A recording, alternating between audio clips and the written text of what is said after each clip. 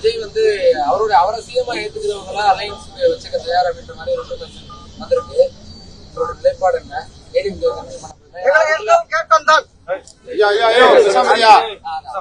இல்ல இப்ப எங்களோட நிலை இன்னைக்கு விஜயன் அவரோட நிலைப்பாட சொல்லியிருக்காரு.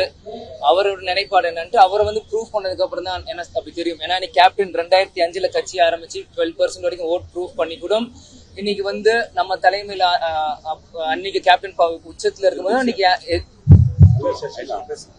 உச்சத்துல இருக்கும்போது கூட இன்னைக்கு யாருமே வந்து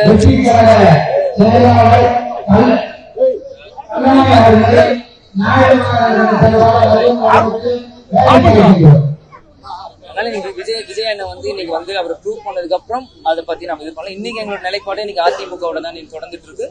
அதே மாதிரி நீங்க நாங்களும் பல்வேறு இடத்துக்கு போறோம். அதிமுக நிர்வாகிகள் எங்களை சந்திக்கும் போது அது எந்த கூட்டணி தொடர்ந்து தாங்க இருக்கு. அவரோட நிலைப்பாடு அவரோட அலைன்ஸ் உங்களுக்கு பெரிய ரெஸ்பான்ஸ் இல்ல, மக்கள்கிட்ட பெரிய பலம் அளிக்கல. ஒரு சீட் நீங்க ஜெயிச்சக்கூடிய வாய்ப்பு இருந்தும் அது கூட இழக்கக்கூடிய நிலைமை இருக்கு. அகைன் ஏடிஎம்கேக்குள்ள மறுபடியும் ஒரு பூசல் உருவாகிற சூழல் தெரியுது. சரி, அரசியல்ல உங்களுக்கு எல்லாமே தான் நடக்குங்க. இன்னைக்கு பார்த்தா ஏடிஎம்கே 10 வருஷம் ஆட்சியில இருந்து திமுக எங்க போனாங்க? இன்னைக்கு திமுக ஆட்சியில பவரா தெரியுறாங்க. ஓட்டு போடும் போது கூட அந்த செகண்ட்ல கூட எந்த சின்ன வேணாலும் மாறலாம். அதனால இன்னைக்கு வந்து அரசியல் தேர்தல் ஒரு வாரமே ரொம்ப நாளும் சொல்லுவாங்க. இன்னைக்கு எங்க நிலைப்பாட நாங்க சொல்றோம்.